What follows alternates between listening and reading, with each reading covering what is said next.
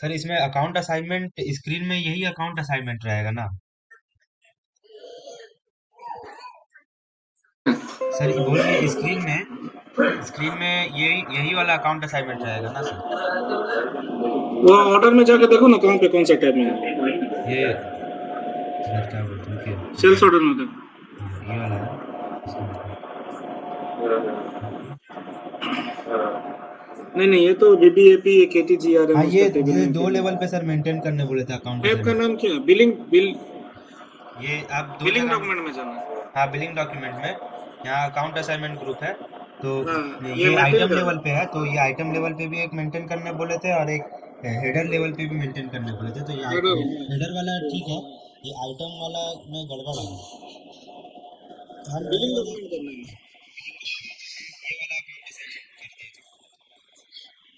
उसको billing document देखो, billing document का होगा। बिलिंग डॉक्यूमेंट हाँ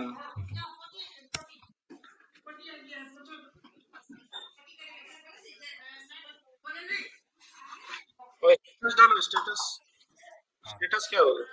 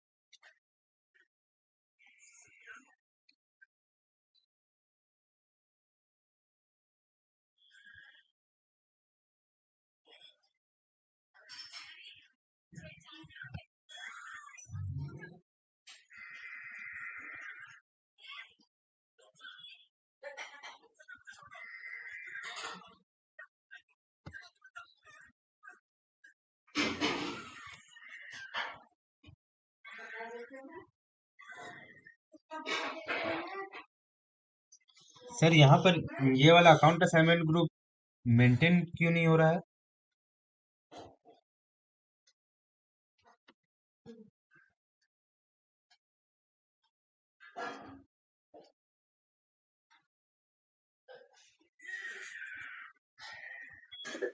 सर यहाँ क्या नहीं पर हुआ क्या?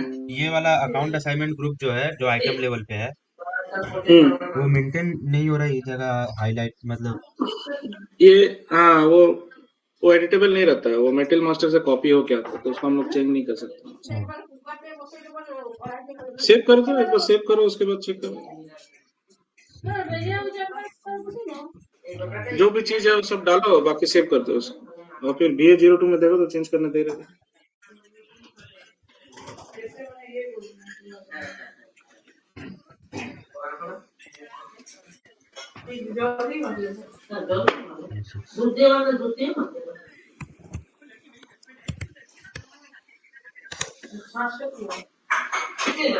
তোকে দিয়েছিলাম আর আছে না সঙ্গে দোকান আসছিল বলে নিয়ে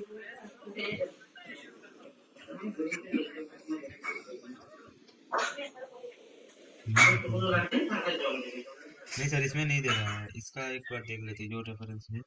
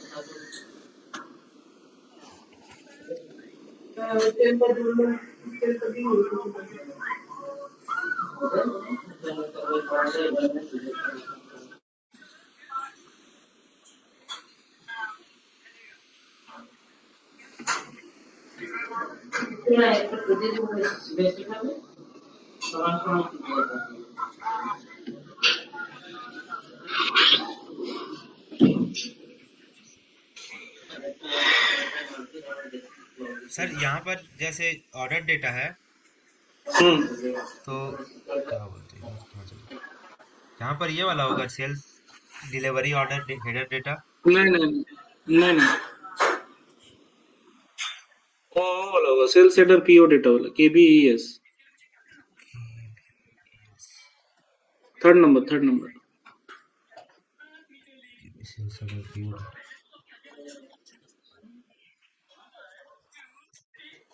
स्टेटस डालना जरूरी है, स्टेटस डालो। हाँ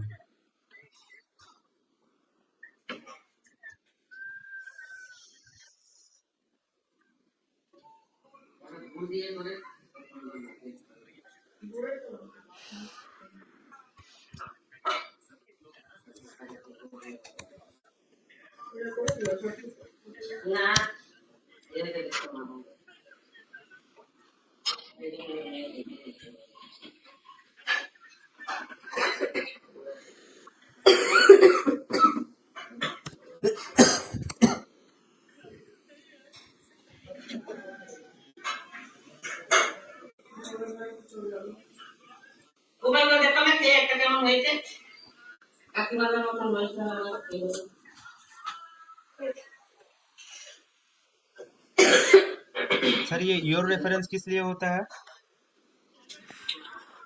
ये रेफरेंस बेसिकली अगर जैसे लेगेसी जो होता है, लेगेसी मतलब जो ओल्ड एसएपी या ओल्ड सॉफ्टवेयर था हाँ जिसमें हम लोग पहले काम करते थे, हाँ तो वहाँ पे जब जो रनिंग ऑर्डर्स था, मान लेते हैं कि पहले .NET में काम करता था या एक्सेल में, कोई भी सिस्टम में, और अब वो लोग एसएपी लगा लिया है, तो हो सकता है कि 1 जनवरी के बाद से वो लोग एसएपी में काम करेंगे, 31 दिसंबर तक पुराना सॉफ्टवेयर में काम करेंगे।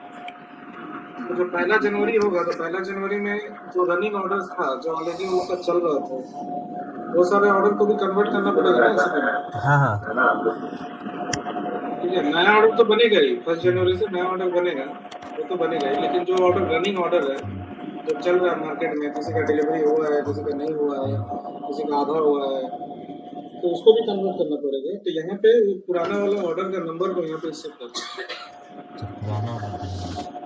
हाँ, पुराना ऑर्डर, ताकि हमको पता चले कि जब हम एसएपी में नंबर बनाएंगे तो एसएपी में जैसे 12067 नंबर जनरेट होगा, हमको कैसे पता चलेगा कि ये 12067 का पुराना वाला ऑर्डर कौन सा है?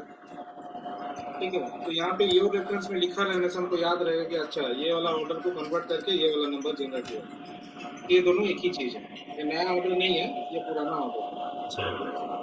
उसके बाद जो नया ऑर्डर बनेगा उसमें ये रेफरेंस डालने की जरूरत नहीं है, क्योंकि वो तो नया ऑर्डर है ना। हाँ हाँ हाँ तो ये रेफरेंस का पर्पस ये ऑटोमेटिक ले लेगा।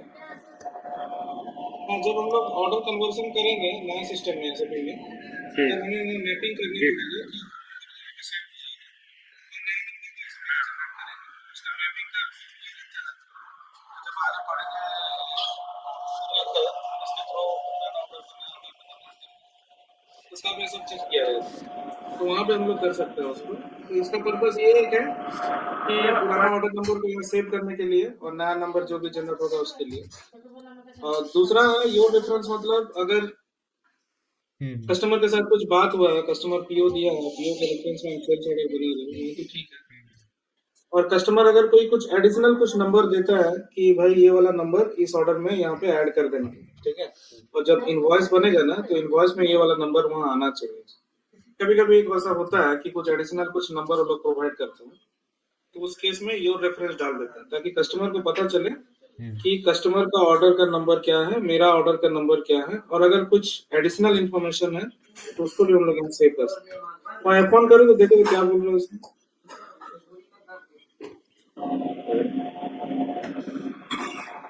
हाँ वही सर, दोनों सेम है, ऊपर में भी योर रेफरेंस है, नीचे में भी योर रेफरेंस है, एक सोल्ड पार्टी एक शिफ्ट पार्टी में।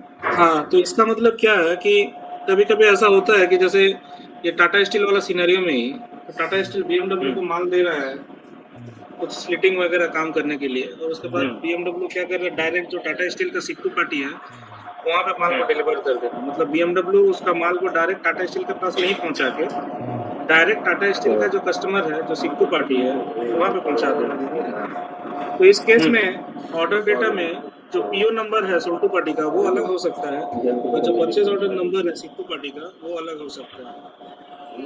ठीक है, ठीक है।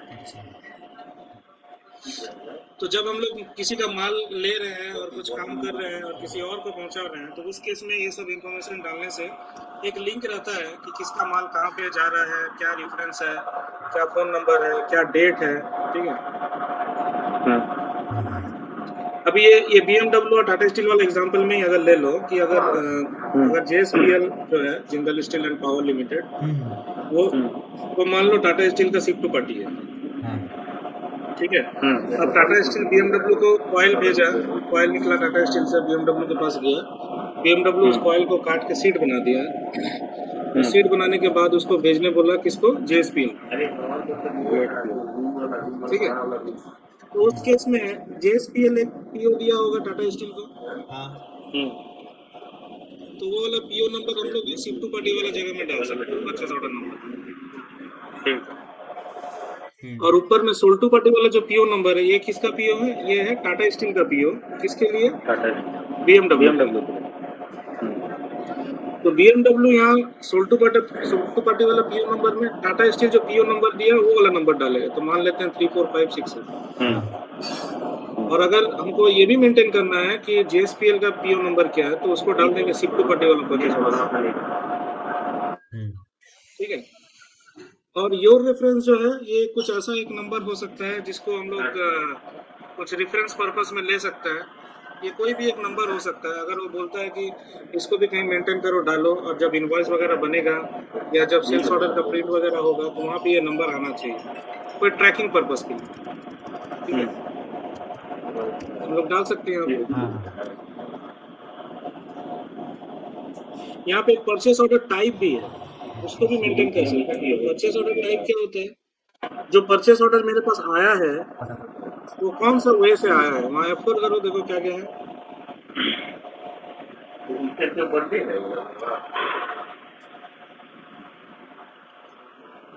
ठीक है, ये अगर टेलीफोन से आया है, अगर रिटर्न आया है, अगर ओरल आया है, या डेटा ट्रांसफर, मतलब अगर कोई EDI आइडॉक बोल के एक टेक्नोलॉजी है, आइडॉक टेक्नोलॉजी EDI बोलते हैं उसको, वो टेक्नोलॉजी से आया है, तो परचेस ऑर्डर टाइप कुछ भी हो सकता है। अगर कोई मैनुअली बोला है तो मैनुअल डाल देंगे, टेलीफोन करके बोला है तो टेलीफोन डाल देंगे, अगर PDF भेजा है ईमेल के थ्रू तो भी हम लोग ईमेल डाल सकते हैं, और अगर ऐसा कुछ नहीं है अवेलेबल तो हम लोग अपने से बना भी सकते हैं, ठीक है। जैसे हम लोग फ्लिपकार्ट अमेजोन में ऑर्डर बुकिंग करते हैं कुछ, तो अपने आप एक ऑर्डर नंबर जनरेट होता है ना, तो वो EDI बोलता है, इलेक्ट्रॉनिक डेटा इंटरचेंज। वहाँ कोई आदमी नहीं बैठा हुआ है ऑर्डर बनाने के लिए, ठीक है।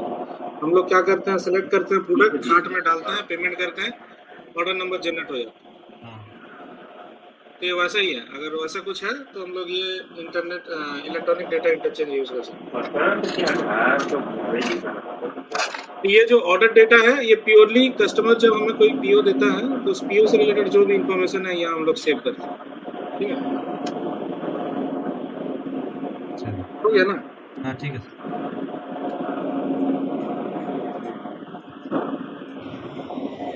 मटेरियल से लेंगे। और बिल्कुल वो नहीं रखी और भी और ये सर मटेरियल में डालना होगा ना हमको? हाँ, ये मेटल में मिसिंग है इसलिए प्रॉब्लम है। ठीक है।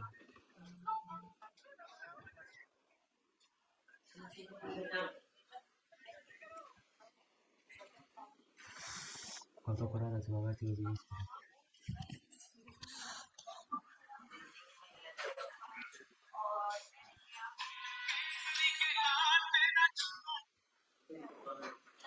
ठीक है, तो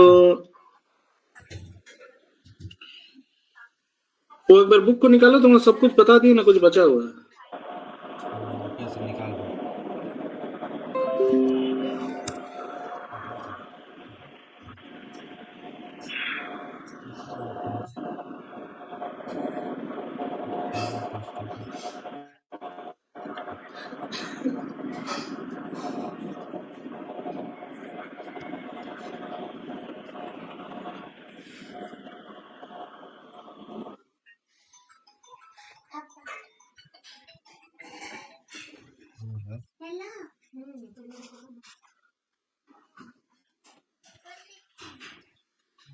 हाँ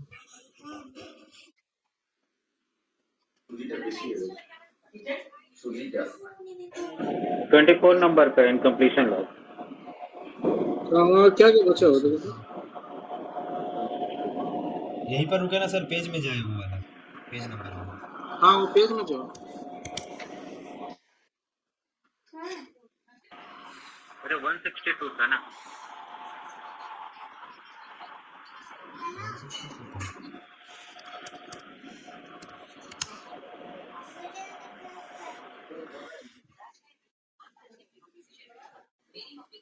यहाँ से है।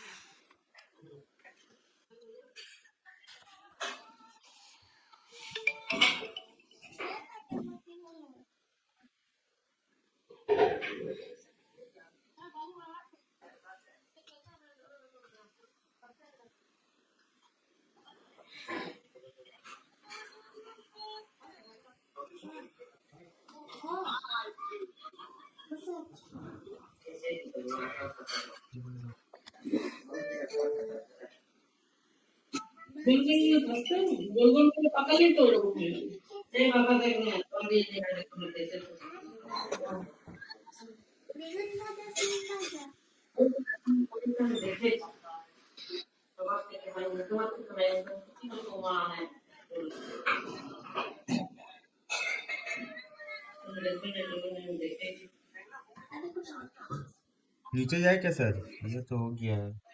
हाँ, ये तो हो गया है।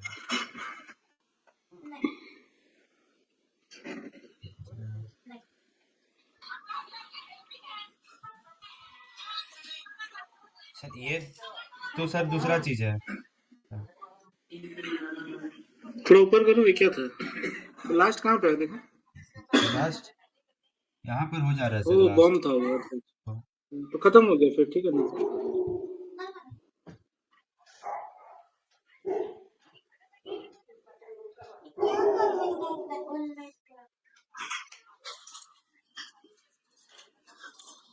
ठीक है फिर।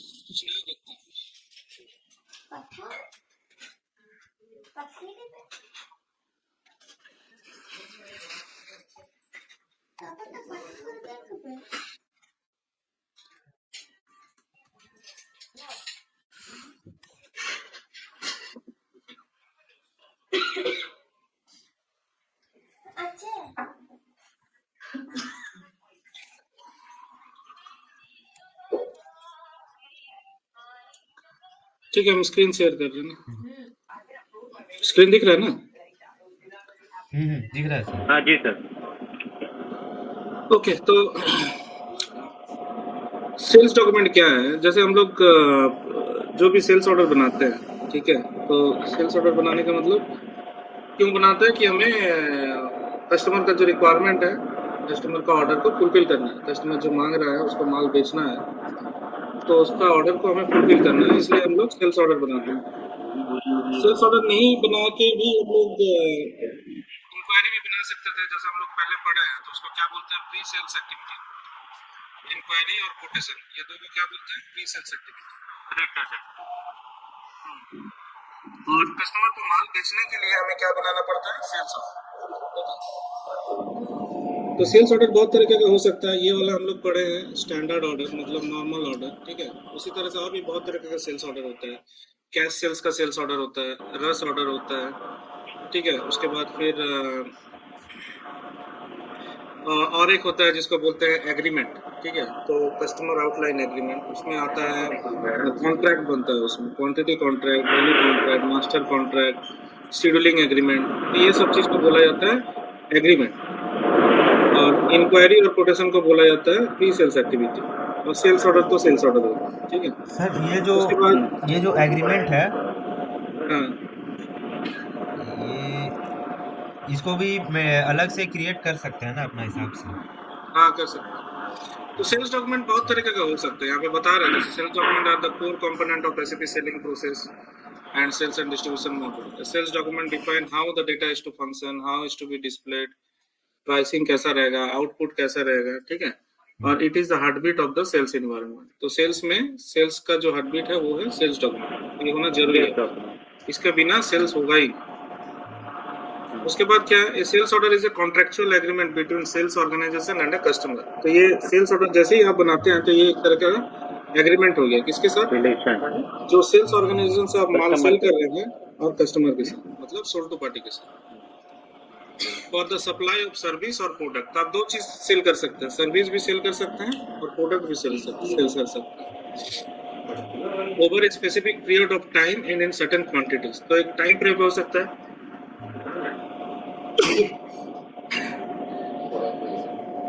Over a period of time, एक टाइम फ्रेम के अंदर में एक सर्टेन क्वांटिटी में आप क्या कर सकते हैं? प्रोडक्ट को सेल कर सकते हैं, ठीक है। A sales order copies all relevant information and master data from the customer master record and the metal master record. तो सेल्स ऑर्डर में जो भी डेटा होता है, वो कुछ डेटा कस्टमर मास्टर से कॉपी हो जाता है और कुछ डेटा जो है मेटल मास्टर से कॉपी हो जाता है जब हम लोग सेल्स ऑर्डर बनाते हैं, ठीक है। और उसमें क्या होता है? सेल्स रिलेटेड बिजनेस डेटा भी मेंटेन होता है जो सेल्स डॉक्यूमेंट में रहता है। तो बिजनेस डेटा मतलब क्या क्या, जैसे पेमेंट टर्म, इनपुट टर्म, ठीक है, सबको बोलते हैं बिजनेस डेटा, ठीक है। तो सेल्स डॉक्यूमेंट कितने तरीके का हो सकता है? एक होता है प्री सेल्स एक्टिविटी जिसमें इंक्वायरी कोटेशन आता है, एक होता है सेल्स ऑर्डर जिसमें स्टैंडर्ड ऑर्डर, कैश सेल्स, रस सेल और भी है इसमें। उसके बाद होता है आउटलाइन एग्रीमेंट जहाँ पे एग्रीमेंट बनता है। एग्रीमेंट मतलब सेल्स ऑर्डर में कोई एग्रीमेंट नहीं होता है, सेल्स ऑर्डर को एग्रीमेंट बोल सकते हैं बट इसमें कोई टाइम फ्रेम नहीं रहता, इसमें डेट टाइम नहीं रहता है, ठीक है। और इसमें कुछ ऐसा रूल भी नहीं है, मतलब रूल भी डिफाइन नहीं कर सकते कि आपको ये मेटेरियल 6 महीने के अंदर डिलीवर करेंगे। और जैसे वैलिडिटी रहता है ना इंक्वायरी कोटेशन में, तो सेल्स ऑर्डर में कोई वैलिडिटी नहीं है। एक सेल्स ऑर्डर को हम 5 साल भी डिलीवर कर सकते हैं, मतलब एक ही बार ऑर्डर बना लिए और हर महीना डिलीवर कर रहे हैं तो 5 साल से वो ऑर्डर ओपन हो सकता है, कोई लिमिट नहीं है। लेकिन ये आउटलाइन एग्रीमेंट में हम लोग लिमिट बना सकते हैं। कॉन्ट्रैक्ट जो होता है कस्टमर के साथ, वो प्राइसिंग कितना होगा, कब कब माल देंगे, कब कब वो माल का पैसा देगा, इस तरह का बहुत सारा तरीके का एग्रीमेंट बना सकते हैं। सर इसी का एक कॉन्ट्रैक्ट है टाटा स्टील में, कोको नाम से है, एक्स कोको नाम से मेंटेन किया हुआ है। वहाँ का टीसीएस का L2 को भी उसका जानकारी ठीक से नहीं है कस्टमर कॉन्ट्रैक्ट को लेकर।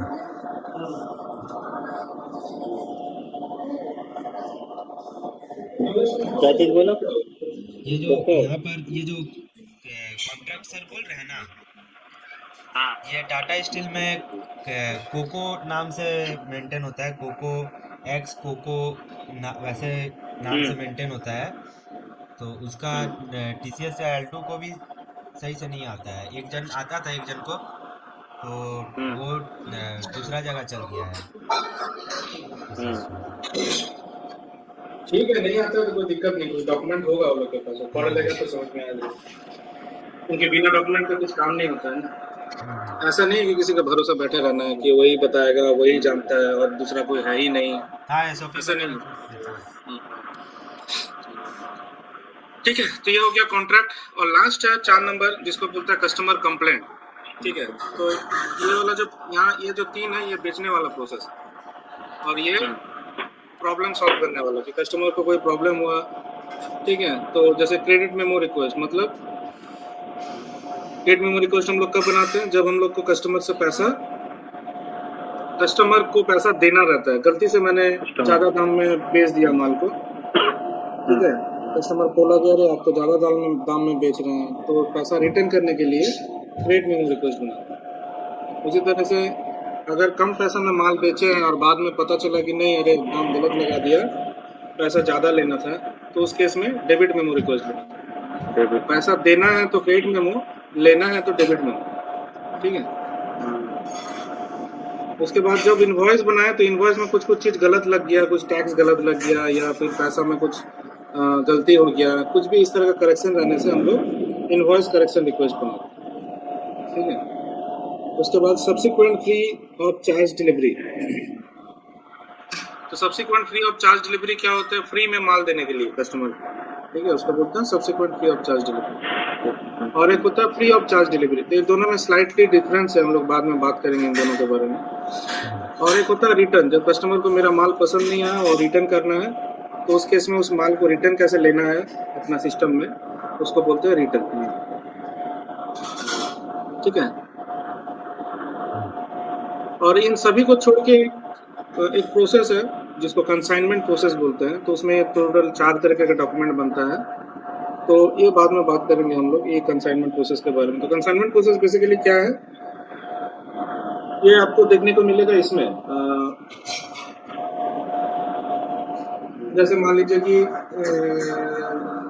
जो शोरूम वाला प्रोसेस है, ठीक है, कोई भी शोरूम, तो शोरूम में क्या होता है, जब जैसे अगर आप हीरो होंडा का शोरूम खोलना चाहते हैं, ठीक है, तो जब आप हीरो होंडा का शोरूम आप खोलते हैं तो आपके पास उसका क्या प्रोसेस रहता है कि आपको एक डिस्ट्रीब्यूटरशिप लेना पड़ता है। तो उस केस में क्या होता है, आपको कुछ सिक्योरिटी अमाउंट होता है वो देना पड़ता है हीरो होंडा वाला को, ठीक है, मान लेते हैं कुछ 1 करोड़ रुपया समथिंग, ठीक है, कि या फिर 50 लाख मान लेते हैं, ठीक है, कि 50 लाख रुपया आपको डिपॉजिट देना है और सिक्योरिटी डिपॉजिट देना है। तो उसमें वो क्या करेगा, आपका शोरूम का आप जगह वगैरह दिखा देंगे, वो आएगा अपना शोरूम अपना सेटअप कर देगा, हीरो होंडा का बैनर वैनर लगा देगा, हीरो होंडा का शोरूम जैसे दिखता है सेम टू सेम एग्जैक्टली वैसे दरवाजा, खिड़की, कांच का ग्लास, फ्लोर टाइल, सब जो सब उसको चाहिए होगा वो सब वो करके देगा, ठीक है। वो टर्म्स कंडीशन रहता है, या फिर डिस्ट्रीब्यूटर को बोलता है आप अपना जो है इतना बाय इतना का स्क्वायर फीट का आप जगह में टाइल फिल्स मार्बल ऊपर लगा के बढ़िया से रख कर दीजिए, बाकी स्टिकर जो है हम लोग लगा देंगे, बैनर वैनर सब कर देंगे, तो हीरो होंडा का शोरूम बन गया, ठीक है। अभी तो जो 50 लाख दिया वो बोलेगा कि ठीक है 50 लाख में हम आपको 25 लाख का गाड़ी देंगे, तो मान लेते 25 लाख का गाड़ी मतलब 25 तो गाड़ी हो गया, 1 लाख करके अगर पकड़ लेते हैं, ठीक है, तो बाकी 25 लाख रुपया उसका सिक्योरिटी डिपॉजिट रहा, बोला जब आपके साथ रिश्ता नाता खत्म हो जाएगा तब आपको बाकी पैसा लौटा दें।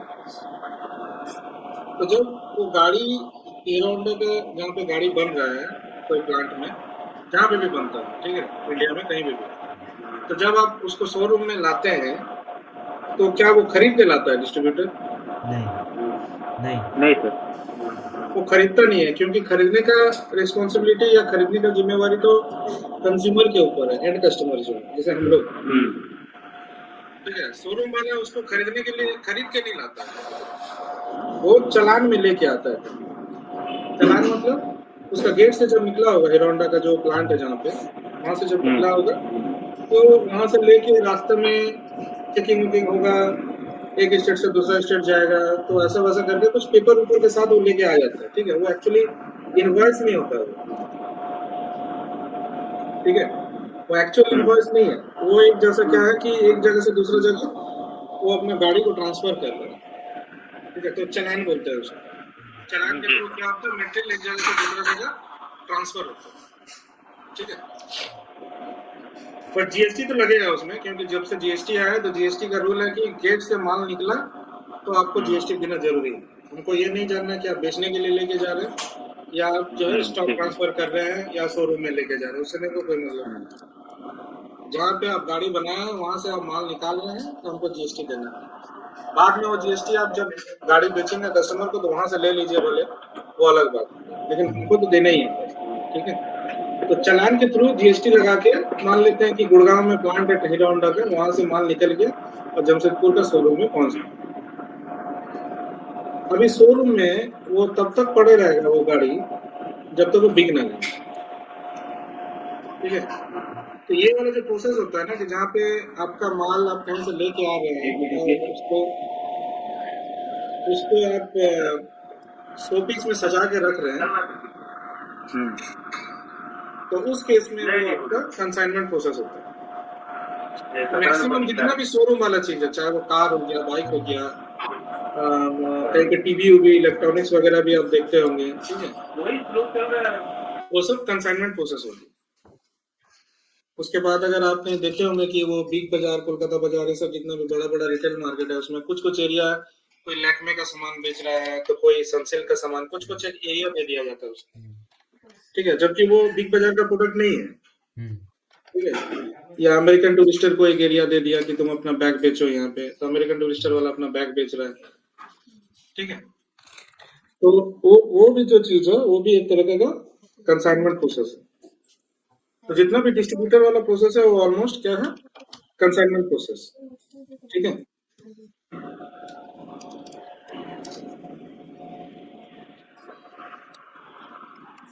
तो टोटल इस तरह का इतना तरीके का सेल्स प्रोसेस है, हम लोग देखेंगे इसको। और कोई भी सेल्स डॉक्यूमेंट में 3 चीज होता है, एक होता है हेडर लेवल का डेटा होता है जो कि सेव होता है VBA के डेटाबेस टेबल में, एक होता है आइटम लेवल जो सेव होता है VBAP डेटाबेस टेबल में, और एक होता है शेड्यूल लाइन कैटेगरी जो होता है VBEP डेटाबेस टेबल। कोई भी सेल्स ऑर्डर में ये 3 चीज रह गई, header, item and schedule line, ठीक है। तो depending upon the sales document type, किस तरह का सेल्स डॉक्यूमेंट टाइप आप यूज कर रहे हैं, CD है, RE है, CF है, CI है, OR है, क्या है, उसके बेसिस में आपका हेडर लेटर चेंज भी हो सकता है, ठीक है। तो every sales document that belongs to whole document capture, तो उसमें क्या क्या होता है, sold to party, ship to party, bill to party, payer, sales area, order value, ठीक है। तो सब हेडर डेटा में VBA के टेबल में सेव होता है। इसी तरह से आइटम लेवल में भी कुछ कुछ होता है। तो आइटम लेवल में क्या क्या हो सकता है, जैसे net value, plant code, storage location, shipping point, ऐसा VBAP में सेव होता है, ठीक है। आइटम लेवल कैटेगरी में क्या क्या आता है, जैसे TAN ये सब आइटम कैटेगरी बोलते हैं, TATX, ठीक है। तो TAN आप लोग सेल्स ऑर्डर जब बनाए होंगे तो नीचे लाइन में देखे होंगे ये आता है TAN ऑटोमेटिक। ठीक है। हाँ सर। तो उसके बाद में बात करेंगे, ठीक है। उसके बाद आता है शेड्यूल लाइन कैटेगरी। तो शेड्यूल लाइन कैटेगरी का टेबल होता है VBAP, और ये शेड्यूल लाइन कैटेगरी डिटरमाइन करता है कि आपका स्टॉक जो है वो कंफर्म है, स्टॉक अवेलेबल है कि नहीं है, फिर आपका डेट क्या क्या होगा, जैसे कस्टमर किस दिन मांग रहा है, किस दिन उसको डिलीवर करना है, ठीक है। तो शेड्यूल लाइन डेट में मोस्टली डेट अपडेट होता है, ठीक है। और कैसा रहता है शेड्यूल लाइन, CP CN इस तरीके का रहता है।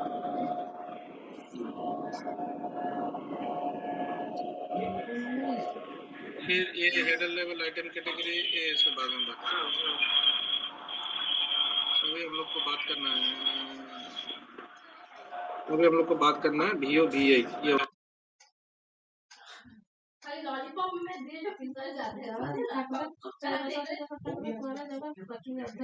फिर देखते हैं ये VO/VI क्या है,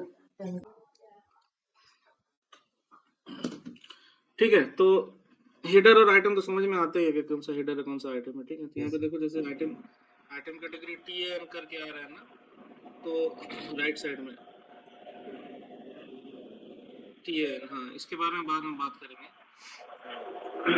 तो तरह तरह का ऑर्डर टाइप है, जैसे cash order, rush order, sales order, debit note, credit note, ठीक है।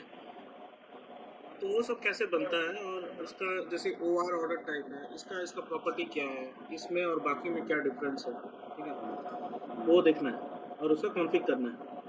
तो बहुत सारे ऑर्गेनाइजेशन में ऐसे OR ऐसा ऑर्डर टाइप नहीं मिलेगा, कहीं कहीं पे ZSOR, कहीं पे ZOR1, ZOR2, ऐसे करके लोग बनाते हैं, अलग अलग ऑर्डर टाइप बनाते हैं, ठीक है।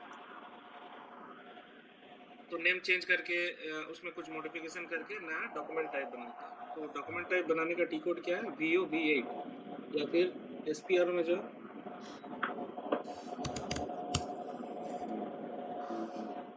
सेल्स में जाओ स्पेयर में, सेल्स फिर सेल्स में, फिर सेल्स डॉक्यूमेंट में, फिर सेल्स डॉक्यूमेंट हेडर, फिर define sales document type.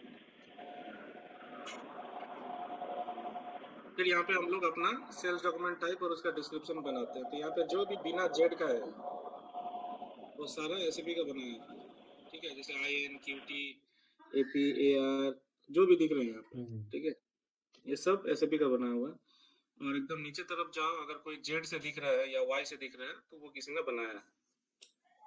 Z, ये जितना भी जेड रूट दिख रहा है ये किसी ने बनाया है, ठीक है। तो कॉपी करके वो उसका प्रॉपर्टी को लेके कॉपी करके बनाया है। तो हम लोग भी बना सकते हैं ऐसे। तो एक काम करो, OR को कॉपी करके देखो तो ZOR करके अवेलेबल है क्या? ZOR ये किसी ने बनाया है, हाँ। तो हम लोग एक ZOR 1 बना देंगे, ठीक है। तो इसको छोड़ दो, OR को कॉपी करो, सिलेक्ट करो OR को, इसको अनसिलेक्ट करो पहले।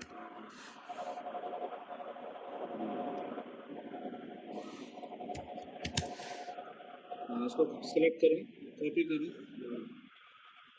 तो ZOR 1 कर दो। स्टैंडर्ड ऑर्डर को चेंज करके रेगुलर ऑर्डर कर दो।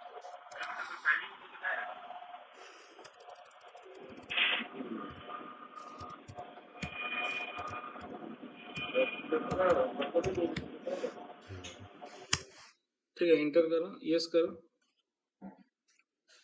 तो ये रेगुलर ऑर्डर बन गया। तो ये डिस्क्रिप्शन कुछ भी हो सकता है। बहुत सारा इंडस्ट्री में क्या करता है, जैसे वो स्टैंडर्ड ऑर्डर ही रखता है, कोई कोई उसको क्या कहता है, डोमेस्टिक ऑर्डर कर देता है कि डोमेस्टिक के लिए ZOR 1 रहेगा और एक्सपोर्ट ऑर्डर के लिए ZEXP रहेगा, ठीक है। तो अलग अलग ऑर्डर टाइप डिफाइन करता है कि आप जो ऑर्डर बना रहे हैं वो डोमेस्टिक ऑर्डर है, एक्सपोर्ट ऑर्डर है, डेबिट नोट है, क्रेडिट नोट है, इस तरह से डिस्क्राइब करने का।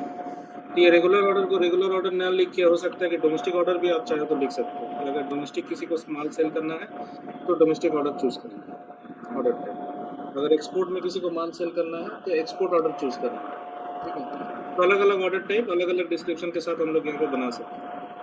तो बेसिकली ये करते हैं हम लोग उसको बाइफरकेट करने के लिए। अगर हम अलग अलग ऑर्डर टाइप नहीं रखेंगे और एक ही ऑर्डर टाइप रखेंगे तो कल के दिन अगर हम रिपोर्ट देखना चाहेंगे कि कितना डोमेस्टिक सेल हुआ या कितना एक्सपोर्ट सेल हुआ, तो उस केस में ऑर्डर टाइप के बेसिस में हम लोग नहीं देख सकेंगे। उस केस में हम लोग को सेल्स ऑर्ग के बेसिस में देखना होगा, क्योंकि अगर सेल्स ऑर्ग होगा अलग से, डोमेस्टिक का अलग होगा और एक्सपोर्ट का अलग होगा, तो उस केस में हम लोग सेल्स ऑर्ग के बेसिस में अगर रिपोर्ट निकालेंगे तो हमको पता चल जाएगा कि कितना डोमेस्टिक हुआ और कितना एक्सपोर्ट हुआ। बट अगर आपका सेल्स ऑर्ग सेम है, एक ही सेल्स ऑर्ग है और अलग अलग बिजनेस है, एक डोमेस्टिक का बिजनेस है, एक एक्सपोर्ट का बिजनेस है, और अगर कोई पूछा कि बताओ तो डोमेस्टिक का कितना सेल्स ऑर्डर बना है, कितना रेवेन्यू है और एक्सपोर्ट का कितना है, तो फिर बताने में प्रॉब्लम हो जाएगा अगर अलग अलग ऑर्डर टाइप नहीं रहेगा, ठीक है। ऑर्डर टाइप समझ में आया कि क्यों अलग अलग बनाते हैं? यस तो ये एक मैंने नया बना दिया रेगुलर ऑर्डर, ठीक है, कि हमको जब भी रेगुलर कोई कस्टमर को सेल करना रहेगा डेली बेसिस पे डोमेस्टिक लेवल पे, तो हम रेगुलर ऑर्डर यूज करेंगे, या फिर इसको चेंज करके ना डोमेस्टिक ऑर्डर कर दो। अगर डोमेस्टिक लेवल पे माल सर ऐसा तो ऑर्डर हम लोग 4-5 बना ही सकते हैं ना? हाँ, बना सकते हैं, इसमें कोई रिस्ट्रिक्शन नहीं है। जैसे अगर स्क्रैप सेल करना है तो स्क्रैप सेल करने के लिए स्क्रैप सेल्स ऑर्डर आप बना सकते हैं अलग से, वो आपका नॉर्मल सेल्स ऑर्डर से अलग रहेगा, ठीक है। क्योंकि स्क्रैप को अगर आप अलग से ट्रैकिंग करना चाहते हैं तो एक स्क्रैप ऑर्डर टाइप आप बना सकते हैं अलग से। जी सर। वहाँ पे कितना है BMW में क्या क्या है? सर एक ही स्क्रैप है सर, MRT वाला। नहीं, ऑर्डर टाइप क्या और क्या भी है? स्क्रैप था पे, लेकिन ऑर्डर टाइप के बारे में उतना कुछ पता नहीं है सर, क्योंकि लॉजिस्टिक डिपार्टमेंट अलग है ना सर। हाँ, ठीक है। पहले एक ही चीज सुने थे सर, वो ज्यादातर स्क्रैप में MRT का ही यूज करते हैं। अच्छा, तो हम लोग कितना भी ऑर्डर टाइप बना सकते हैं अपना रिपोर्टिंग को सुधारने के लिए, अपना रिपोर्टिंग को अच्छे तरीके से करने के लिए। तो डोमेस्टिक ऑर्डर टाइप हो सकता है, export order type, scrap order type, अगर कुछ और भी तरह का कुछ वुडन स्क्रैप है तो उसका अलग कर सकते हैं, स्टील का अलग है तो उसका अलग कर सकते हैं, और कुछ भी ऐसा कोई अलग तरीके का पहचान देने के लिए कोई चीज आप बेच रहे हैं लेकिन उसको एक अलग पहचान देना है, अलग ऑर्डर टाइप बनाना है, तो हम लोग अलग ऑर्डर टाइप बना ही सकते हैं, कोई प्रॉब्लम। तो ऑर्डर टाइप तो बन गया, अब उसको सेलेक्ट करो, उस रो को सेलेक्ट करो और मैग्नीफायर में जाओ। तो ये ऑर्डर टाइप का प्रॉपर्टी है यहाँ पे, तो बहुत कुछ यहाँ दिख रहा होगा। सेल्स डॉक्यूमेंट, उसके नीचे में एसडी डॉक्यूमेंट कैटेगरी, उसके बाद है इंडिकेटर, उसका राइट साइड में है सेल्स डॉक्यूमेंट ब्लॉक, उसके नीचे में है नंबर सिस्टम, उसमें नंबर रेंज इंटरनल, फिर एक्सटर्नल, फिर आइटम नंबर इंक्रीमेंट, सब आइटम नंबर इंक्रीमेंट, ऐसा है। उसके बाद है जनरल कंट्रोल में इतना सारा ऑप्शन है, reference mandatory, check division, probability, check credit limit. तो ये यहाँ पे जो भी फील्ड है ये सब का कुछ ना कुछ पर्पस है और कुछ ना कुछ यूजेस है, ठीक है। तो सबको पढ़ना है, पढ़ने से समझ में आएगा कि कौन क्या बोल रहा है, और ये सबको प्रैक्टिस करना है। यहाँ पे क्या वैल्यू डालने से इसका क्या इम्पैक्ट दिख रहा है ऑर्डर बनाते समय, ठीक है। तो जनरल कैटेगरी है, रेफरेंस कैटेगरी, ट्रांजैक्शन फ्लो, फिर नीचे जाओ शेड्यूल एग्रीमेंट, शिपिंग, फिर बिलिंग, ठीक है। तो ये ऐसे करके बहुत सारा ब्लॉक बना हुआ है, हर एक ब्लॉक में कुछ ना कुछ फील्ड है, हर एक फील्ड में कुछ ना कुछ वैल्यूज है, और हर एक का कुछ ना कुछ मतलब है, पर्पस है, यूजर्स है। ये हर एक फील्ड के बारे में बाद में बात करेंगे। ये सेव हो चुका है ना? हाँ सेव हो गया सर। तो ये सेव होने से ही खाली नहीं चलेगा, इसको फिर हमको असाइन करना पड़ेगा। तो इसको बैक करो, फिर बैक करो, फिर ये सबसे लास्ट वाला ऑप्शन में जो assign sales area to sales document है, ठीक है। उसमें फिर कंबाइन सेल्स ऑर्गेनाइजेशन करो। यहाँ पे देखो सेल्स ऑर्गेनाइजेशन क्या है, अगर किया हुआ है तो ठीक है, नहीं तो करना पड़ेगा।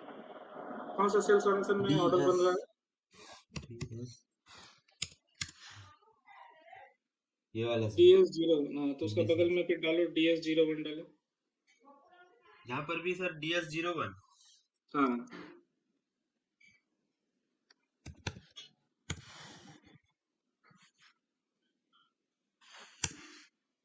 ठीक है। तो सेव करो इसको।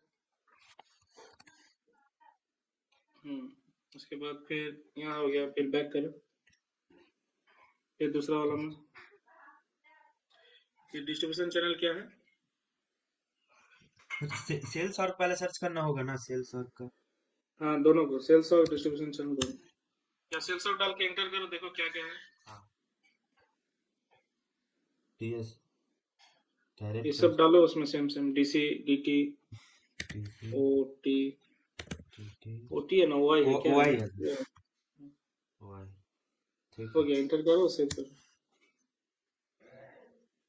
ये किसी ने आधा अधूरा करके रखा है इसलिए एरर है। इंटर इंटर करते रहो।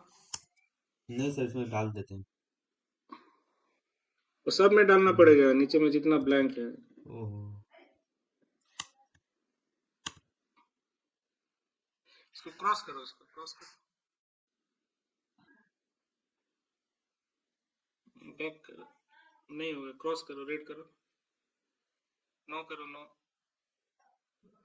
हाँ, फिर से अंदर जाओ, हाँ वो सिलेक्शन में जाओ, मेनू में देखो सिलेक्शन। सिलेक्शन। हाँ, बाय कंटेंट करो। हाँ, उसको नीचे जाओ, नीचे स्क्रॉल को नीचे ले जाओ, वहाँ सेल्स और होगा देखो। हाँ, उसको सेलेक्ट करो, सेल्स और सेलेक्ट करो उसको, नेम कौन सेलेक्ट करो। हाँ, ओके करो। यहाँ पे डालो क्या है सेल्स और, बगल वाले बॉक्स में उसको जैसा था वैसे ही रखो। इक्वल टू में क्या था वहाँ? इक्वल इक्वल टू था सर। तो इक्वल टू डालो, नहीं तो F4 से सेलेक्ट करो। Equal to. अब यहाँ पे डालो सेल्स और क्या। ओके, चूज करो, चूज चूज बटन है देखो, चूज। हाँ, अभी यहाँ डालो क्या क्या डालना है और सेव करो। सेम DC हाँ DT हाँ हुआ हाँ हाँ। सेव करो।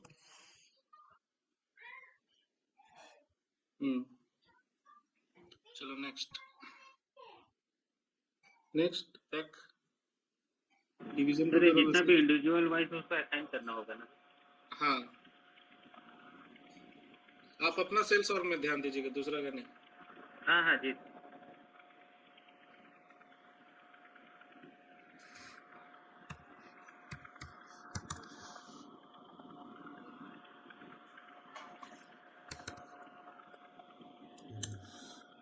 सेव करो,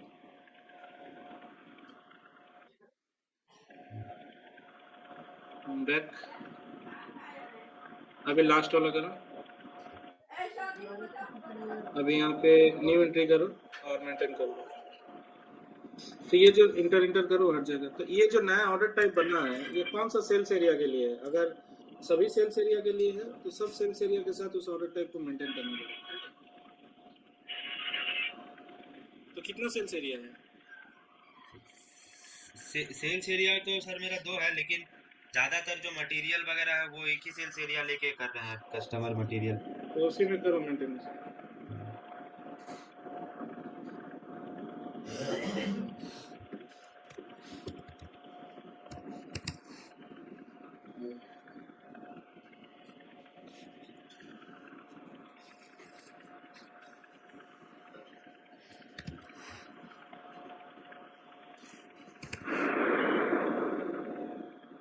नहीं, उसका बगल में जाओ, उसका बगल में एक बॉक्स है,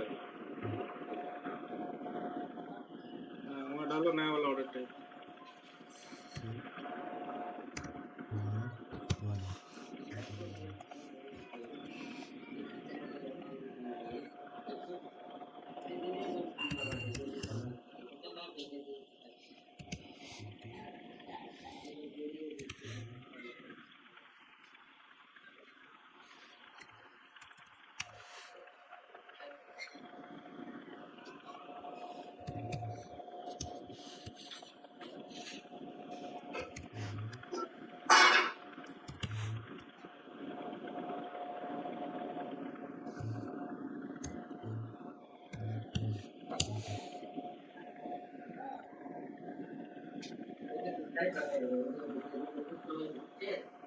हाँ सर, मेन यही सेल्स एरिया लेके बना रहे हैं, ये तीन सेल्स। हाँ ठीक है, अभी ऑर्डर बनाने का ट्राई करो इसी ऑर्डर टाइप को लेके।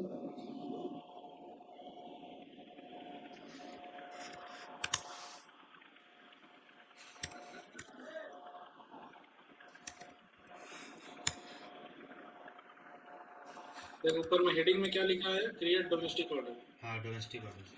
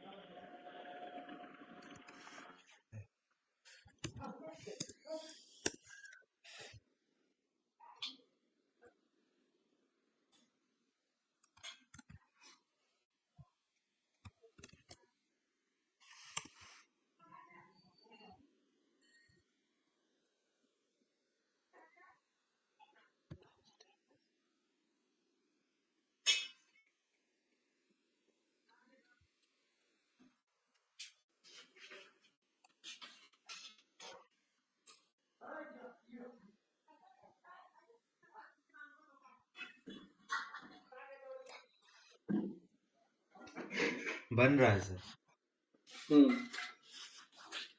तो ऐसा करके हम लोग अलग अलग ऑर्डर टाइप बना सकते हैं हम लोग के पर्पस के हिसाब से, ठीक है, रिक्वायरमेंट के हिसाब से। तो अब देखते हैं उसका कुछ कुछ प्रॉपर्टी, जैसे नंबर रेंज, ये अभी नंबर रेंज सेम सीक्वेंस में आया, राइट? इसमें कोई हाँ, सेम चेंजेस नहीं सीक्वेंस है। में है सर। 6-7 था, ये 6-8 है।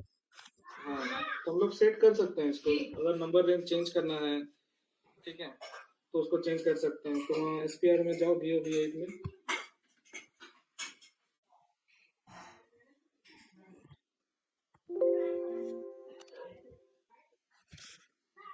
डिफाइन सेल्स डॉक्यूमेंट टाइप में, हाँ,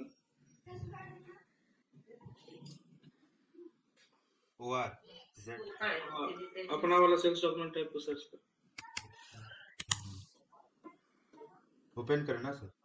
हाँ, तो सबसे पहले क्या है यहाँ पे, सबसे पहले ऑर्डर टाइप है, उसके बगल में है डिस्क्रिप्शन, उसके बाद वाला है एसडी डॉक्यूमेंट कैटेगरी। तो जो एसडी डॉक्यूमेंट कैटेगरी है ये बताता है कि ये जो डॉक्यूमेंट टाइप है इसका कैटेगरी क्या है, ठीक है। कैटेगरी मतलब ये किस तरीके का डॉक्यूमेंट है, तो वहाँ पे जैसे सी लिखा हुआ है, तो सी मतलब क्या होता है, sales order. SD document category दिख रहा है ना, एसडी डॉक्यूमेंट कैटेगरी, हाँ हाँ जी सर। हाँ, उसको F4 करो। यहाँ पे और भी बहुत सारा है, तो अगर आप जैसे डॉक्यूमेंट टाइप आयन को खोलोगे तो वहाँ पे ए मिलेगा, कोटेशन को खोलोगे तो बी मिलेगा, ठीक है। और ये ऑर्डर है तो यहाँ सी है, इस तरह से।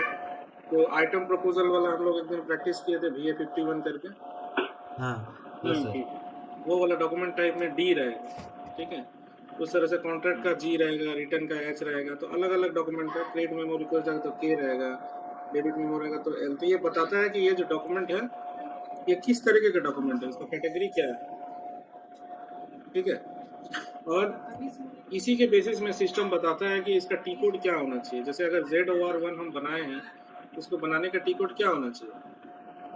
VOV8, नहीं VA01, मतलब उसका हाँ डॉक्यूमेंट बनाने के लिए VA01। अगर हम VA11 करके ZOR1 करेंगे तो बनना हाँ। चाहिए, नहीं नहीं बनेगा सर। देखो ट्राई करो।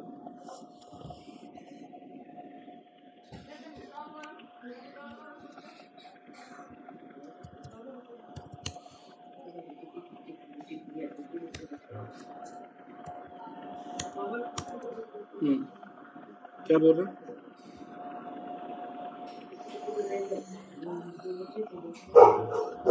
Proceed sales document type ZOR1 with transaction VA01। बोल रहा VA01 यूज करो, ZOR1 को अगर यूज करना है ना। हाँ अभी जी अभी एरर हट जाएगा अगर हम वहाँ सी को हटा के उसको इंक्वायरी कर दो, उसको VOV8 में।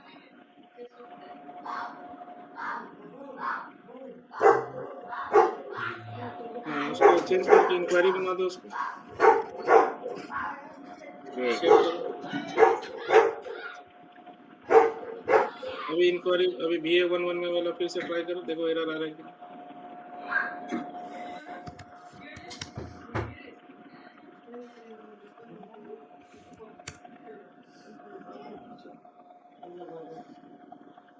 नहीं अभी भी बोल रहा है, तो और कहीं पे कुछ होगा उसका।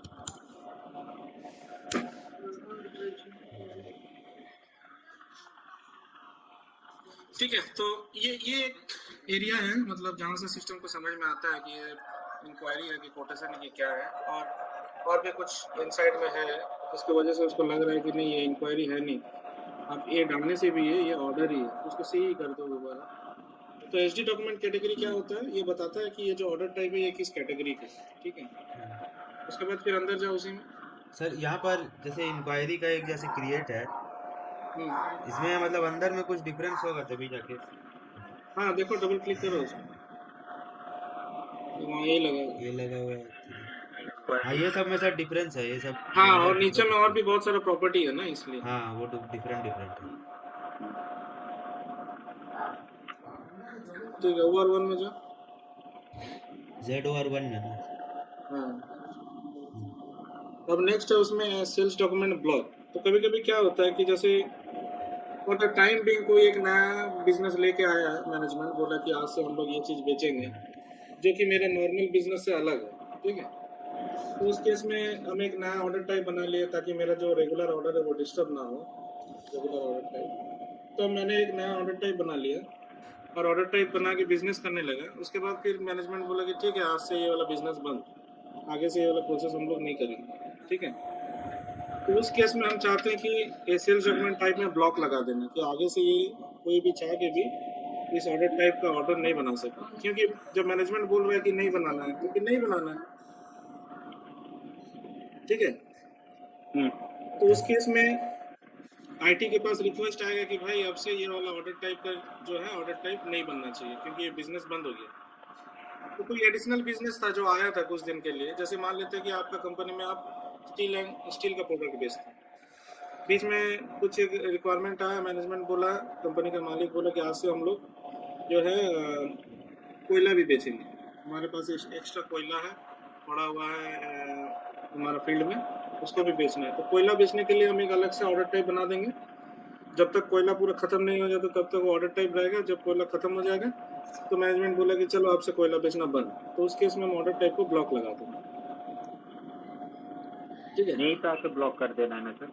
हाँ, तो यहाँ पे ब्लॉक लगा देंगे। तो यहाँ पे दो ऑप्शन है कि अगर ऑर्डर ऑटोमेटिक बनता है, कोई इलेक्ट्रॉनिक डेटा इंटरचेंज या कोई ऐसा ऑर्डर जो कि आदमी नहीं बनाता है, ऑटोमेटिक बनता है, तो उसमें ए लगा देंगे। और अगर मैनुअल वाला ऑर्डर है तो उसमें एक्स लगा देंगे। तो इसमें एक्स लगा दें, तो सेव करो।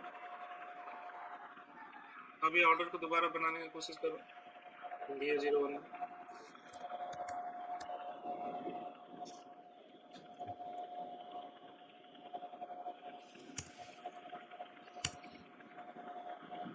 Sales order type Z/1 is blocked for processing. Block for processing.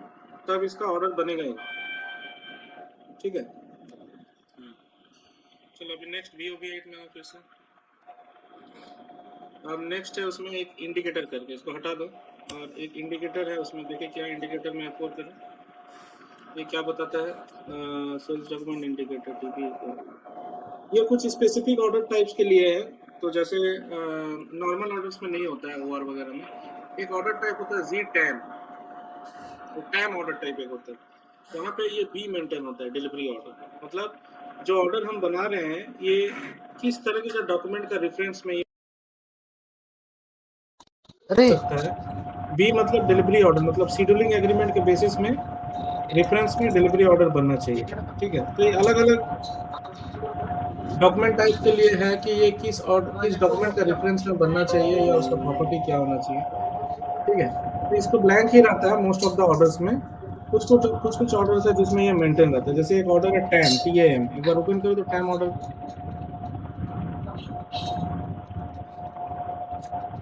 हाँ, ऑर्डर टैम को ओपन करो। नहीं आ रहा राहुल? आ रहा है सर।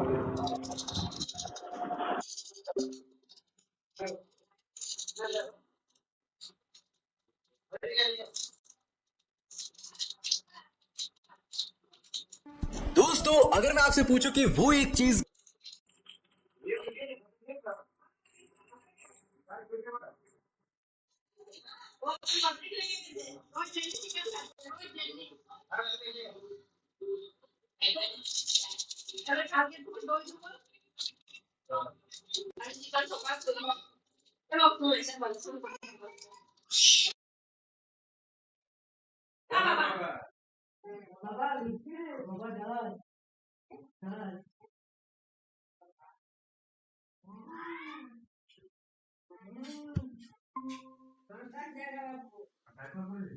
हेलो, हाँ अभी आवाज आ रहा है सर। हाँ, तो जाओ VOB8 में जाके, तो मोस्ट ऑफ द ऑर्डर्स में वो आई ब्लैंक ही रहता है इंडिकेटर। बट एक ऑर्डर टाइप है TAM करके, उसको ओपन करो। ये तो ब्लॉक है।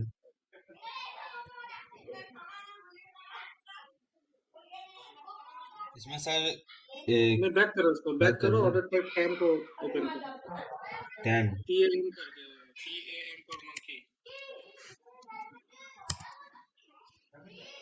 मंकी लास्ट में TAM। अच्छा टैम इसके अंदर में जो देखो वहाँ पे क्या डाला हुआ इंडिकेटर में, B का मतलब क्या है, डिलीवरी ऑर्डर। ठीक है, हाँ ये बाद में बात करेंगे सबके बारे में। चलो आगे बढ़ते हैं। नेक्स्ट है नंबर रेंज। तो नंबर रेंज दो तरीके का हो सकता है, एक इंटरनल, एक एक्सटर्नल। इंटरनल मतलब जो सिस्टम ऑटोमेटिक जनरेट करता है। एक्सटर्नल मतलब ऑर्डर बनाते समय अगर आप नंबर रेंज डालना चाहते हैं ऑर्डर बनाते समय तो आप डाल सकते हैं। तो ZOR1 में नंबर रेंज में क्या डाला हुआ है, ZOR1 में सर ये तो 01, उसमें भी 01 था सर।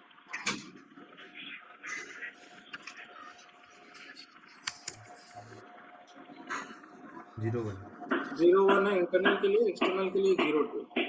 तो इसको अगर चेंज करना है तो पहले पता करना होगा कि 01 में क्या, कहाँ से कहाँ फ्रॉम एंड टू नंबर क्या डाला हुआ है। इसके लिए क्या करना होगा, बैक करना होगा यहाँ से, बैक। यहाँ पे देखो नंबर रेंज होगा नीचे में कहीं पे, यहाँ बस हाँ नंबर रेंज HD डॉक्यूमेंट। यहाँ पे देखो 01 कहाँ से स्टार्ट होता है, 1 से लेके ये क्या 19 लाख में क्या 1,99,000। 1 लाख, हाँ। 1,99,000। हाँ तो अगर आप 01 डालोगे तो आपका इसी रेंज में चलते रहेगा। अगर आप इसको चेंज करना चाहते हो तो नीचे में देखो कोई अवेलेबल है क्या।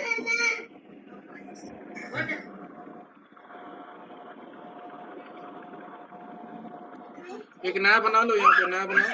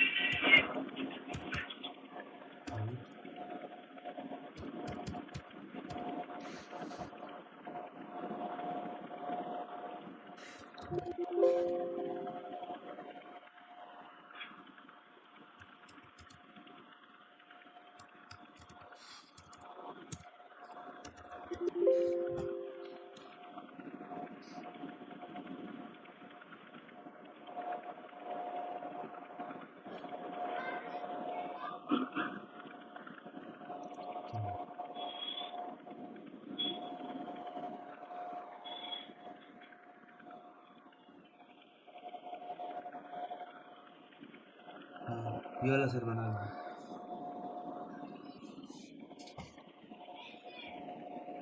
ठीक है, इस पे असाइन करो।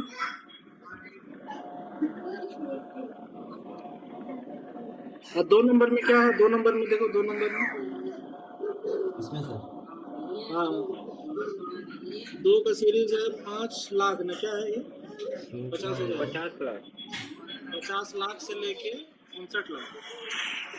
02 का 49। बात कर, हाँ ये वाला ना सर, 0 नहीं नहीं 02। 02। 02। अच्छा 50 लाख से लेके। चलो दोनों को ट्राई करो ऑर्डर करने।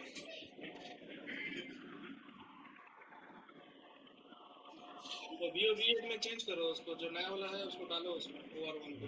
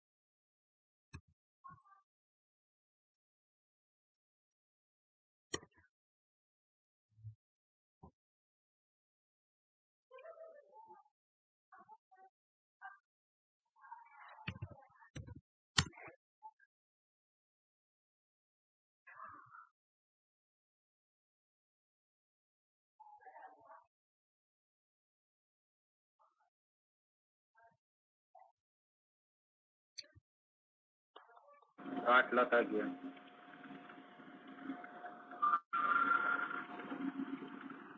आ रहा है सर। आए ना नया number. Yes sir. Yes sir. आपको अभी वो एक्सटर्नल नंबर डाल के एक बनाऊं तो कितना से कितना का रेंज था एक्सटर्नल में? एक्सटर्नल में सर 50 लाख का था कुछ, 50 लाख था सर।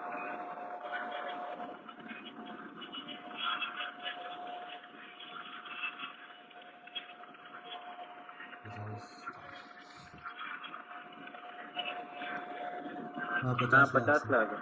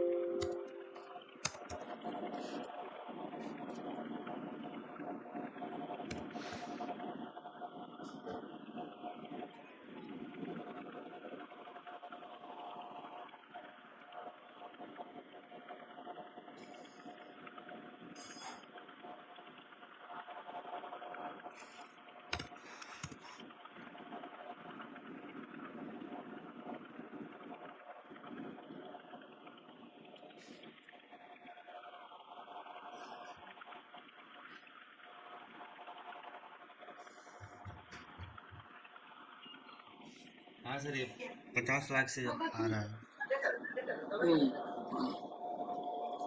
अब आइटम का जो नंबर आता है, ठीक है, जैसे 10, 20, 30, 40।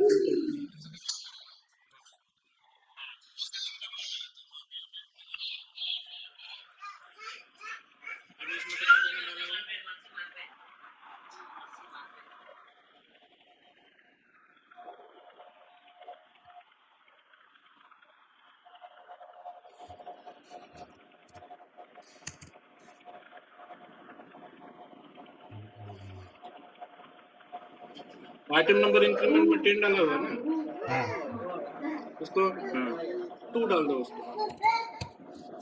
अभी ऑर्डर बना, देखो क्या चेंजेस हुए।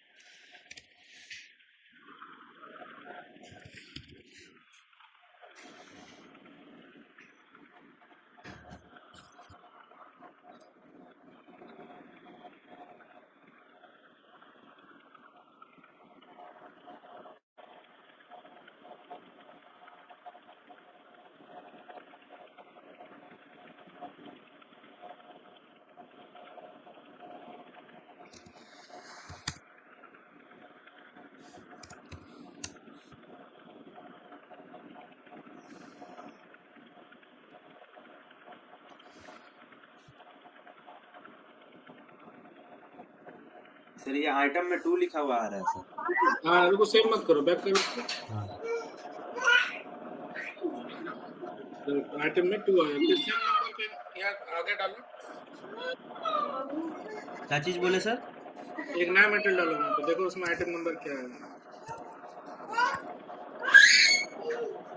2 के बाद शायद 3 नंबर आ जाएगा सर।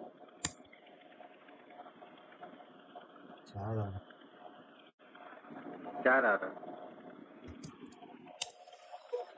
तो मतलब वहाँ पे जो भी नंबर डालेंगे वो उतना ही नंबर ऐड कर करके आगे चलेगा। तो अगर हम वहाँ 1 डाल देंगे तो क्या होगा, 1 2 3 4 5 ऐसे चलेगा। ठीक है। अगर 2 डाल देंगे तो 2 4 6 8, अगर 3 डाल देंगे तो 3 6 9 6 12 9 ऐसे चलेगा। 5 डाल ठीक देंगे है। तो 5 10 15, ठीक है। जी सर।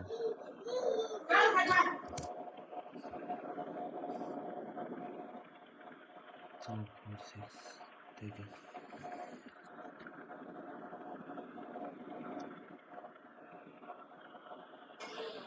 तो आज यहीं पे रहने देते हैं, वो VOB8 में जाओ एक बार फिर से। तो ये 2 चीज तो कवर हो गया, एक सेल्स डॉक्यूमेंट टाइप वाला और ये इंडिकेटर वाला स्क्रिप्ट। उसके बाद जनरल कंट्रोल, ट्रांजैक्शन फ्लो, ये सब चीज है। तो एक बार बुक ओपन करो, देखो बुक में कुछ कुछ बताया है। VOB8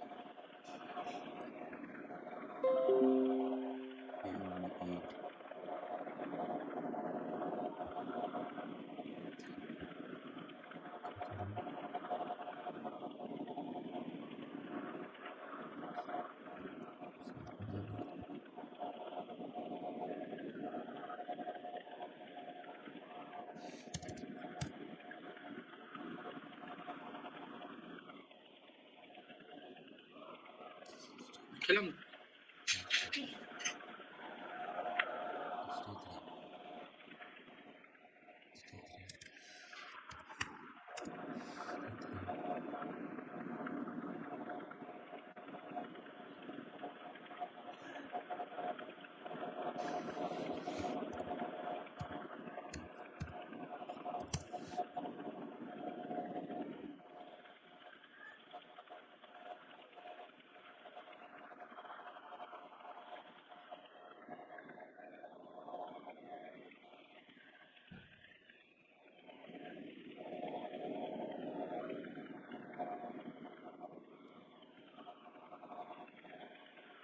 बुक में कितने नंबर पेज लिखे हैं?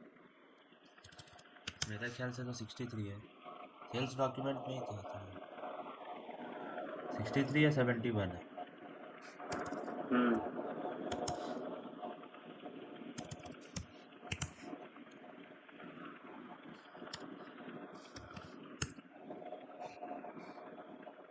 सेल्स 71। 71 है।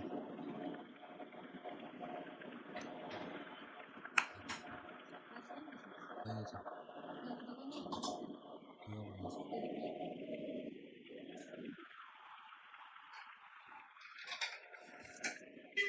नीचे जाओ, नीचे जाओ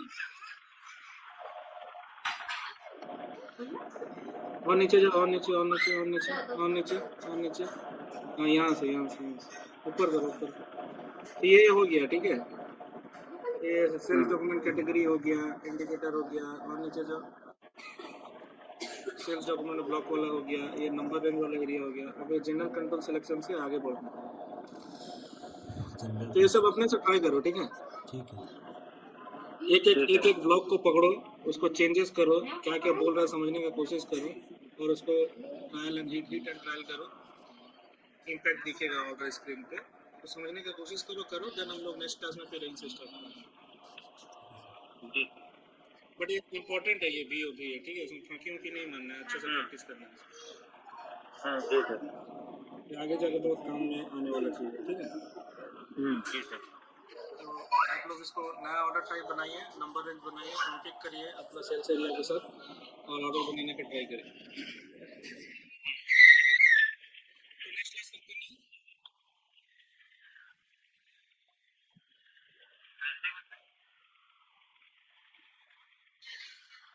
थर्सडे को, नहीं थर्सडे को नहीं करेंगे, थर्सडे को इवनिंग में या मॉर्निंग?